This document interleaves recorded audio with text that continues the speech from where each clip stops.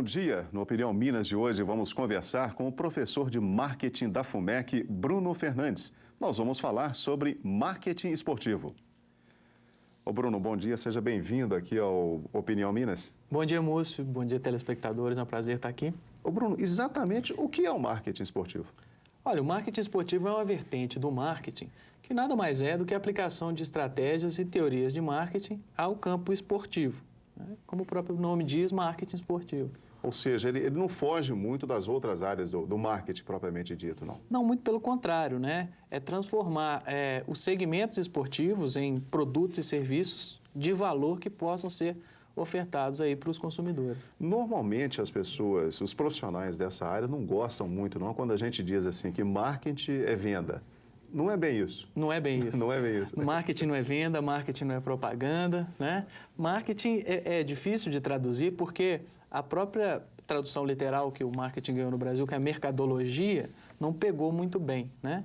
Então, eu vivo falando isso com os alunos, né? O que é marketing? É tão difícil de conceituar em uma palavra, né? Mas, com certeza, não é só venda, não é só propaganda. Os teóricos de marketing falam que a relação de marketing e vendas consiste em fazer um ótimo trabalho de marketing para que a venda seja uma consequência, né? Então, da mesma forma, o marketing esportivo não é simplesmente vender cotas de patrocínio, não é simplesmente explorar o esporte comercialmente. No mundo hoje, quais são as mecas do marketing esportivo? Olha, o marketing esportivo é tão antigo que na época da Grécia Antiga já se falava em patrocínio de atividades esportivas, né, através dos mecenas, dos nobres da época. Então, já existia, né, há muito tempo. Eu falo que o que ajudou a popularizar o marketing esportivo no mundo, com certeza foram as práticas americanas, né? A NBA, a NFL, o hóquei, que é muito tradicional, até o rugby em alguns países, né? E ele só chegou ao futebol, que é o nosso esporte maior, né? Diria 50 anos atrás, 40 anos atrás, numa história que todo mundo conhece, né? Uma história na Alemanha. A Alemanha tem dois times chamados Bayer, apesar de um escrever com N, né, que é também daquela fábrica de medicamentos, né? Se é Bayer, é bom. Uhum. Né? Então, foi a primeira empresa a salvar, numa época de crise, dois times e levou o nome, né? Isso é uma prática de marketing conhecida chamada naming rights. Então, os dois times levaram o nome da marca e, a partir daí, desenvolveram um grande caminho aí de marketing esportivo. Você citou aí a NBA, a NFL, né, que é o basquete e o futebol americano. São os dois maiores eventos mundiais, né, nessa área, ou um deles supera o outro? Dizem que a final do futebol americano para o país. É a maior audiência da televisão. É o mais caro, ainda é? É o espaço comercial mais caro, o espaço publicitário mais caro. Eu acho que regionalmente, sim. Eu não consigo apontar um outro exemplo de campeonatos esportivos regionais que tenham um apelo tão grande. Os maiores eventos esportivos que a gente conhece são, obviamente, a Olimpíada e Copa do Mundo, que são eventos globais que têm um alcance global, né?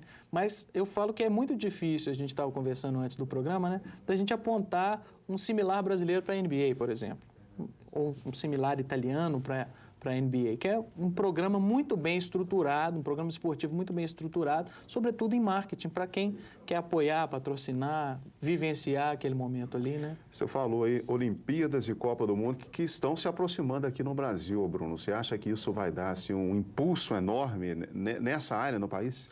Eu acho que antes, Múcio, a gente tem que começar a pensar quem vai trabalhar nessas áreas, né? O marketing esportivo no Brasil, mesmo a produção de eventos esportivos, a gente está falando de novidades, de gente que tem que buscar uma especialização nisso, porque a gente não está acostumado, né?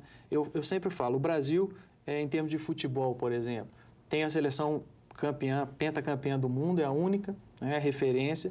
Tem grandes jogadores espalhados pelo mundo inteiro, é o país que mais exporta jogadores, com cifras inimagináveis, mas, na minha modesta opinião, o Campeonato Brasileiro de Futebol, em qualquer divisão que seja, é um produto ruim. É um produto que, eu sempre falo, imagina um cidadão italiano que queira acompanhar o Campeonato Brasileiro. Na televisão aberta italiana, provavelmente ele não vai encontrar, enquanto aqui a gente tem televisões menores transmitindo o Campeonato Francês. É verdade. Mas, Bruno, e o profissional dessa área no Brasil? Você é professor do curso da FUMEC. Sim. Não é isso? A FUMEC hoje ela tem 2 cursos de especialização em nível de pós-graduação que trabalham com o marketing esportivo. um coordenado pela professora Vanessa chamado Jornalismo e Marketing Esportivo, que apesar do nome ele não é só voltado para jornalistas, é voltado para as pessoas que queiram se especializar em marketing esportivo. E um curso do qual eu sou coordenador, junto com a professora Elaine, que chama Planejamento e Gestão Estratégica de Eventos, que também não cobre só eventos esportivos, mas tem grande ênfase em marketing esportivo e eventos esportivos, já avisando capacitar possíveis profissionais para a Copa do Mundo e para as Olimpíadas também. Eu falo Olimpíadas, todo mundo fala, mas Olimpíadas é no Rio de Janeiro. Não, Belo Horizonte, por exemplo, vai ser uma subsede. Vai ser uma subsede, sobretudo para futebol, para alguns esportes indoor, né? Então, eu acho que vai sobrar, sim, espaço para trabalhar. É uma grande oportunidade, sobretudo para quem quer desenvolver trabalhos nessa área. E eu acho que é uma oportunidade muito grande para quem quer se especializar numa área que, eu repito, não tem muita gente especializada. O Brasil não tem uma boa estrutura acadêmica e profissional para formar esse contingente que vai ainda não. O mercado vai necessitar? Ainda não, e talvez justamente pela falta de um impulso. O impulso maior, com certeza, é a Copa do Mundo, né, que vem primeiro e realmente precisa de capacitação técnica e profissional para... Você falou do futebol. Que outros esportes no Brasil você destacaria que estão bem na área de marketing esportivo? Diria que até melhor que o futebol. O vôlei há muito tempo. Se a gente parar para pensar, quando a gente fala aqui do maior time de vôlei masculino que o Minas já teve, ele chamava Fiat Minas. Uhum.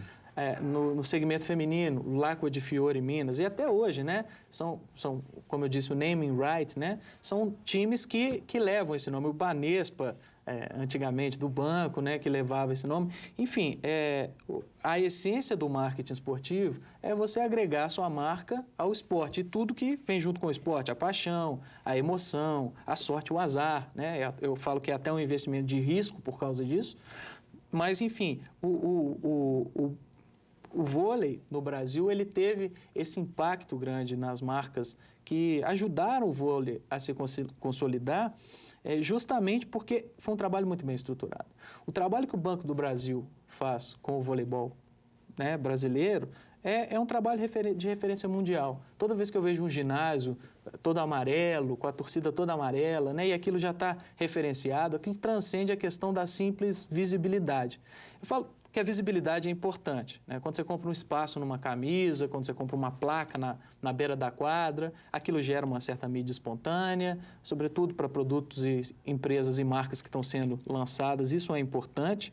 Mas eu falo que hoje uma empresa que queira sobreviver através do investimento em marketing esportivo, ela tem que se envolver com a prática daquele esporte.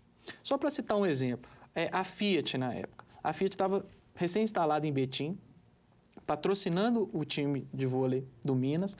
E a gente sabe da história, da trajetória da Fiat no Brasil, que quando ela cresceu, né, o produto que ela apresentou ao mercado não foi um produto que deu tanto resultado, que era o 147, o Fiat 147, que ele tinha um rival, que é o Fusquinha, o Fusca, o Volks, né, que era um carro que até hoje ele é muito admirado. Então, ela teve muitas dificuldades, ela teve uma dificuldade de marca muito grande na entrada dela no Brasil e posso apontar o marketing esportivo e o marketing cultural como ferramentas que ajudaram a mudança, o reposicionamento da marca Fiat junto a uma série de consumidores justamente por isso, né? Eu era criança, mas eu lembro daquele time fabuloso, assisti uma final que inclusive o Minas perdeu, mas perdeu para o time que era a seleção brasileira, né? Que era o time da Pirelli, que também era, né, um outro...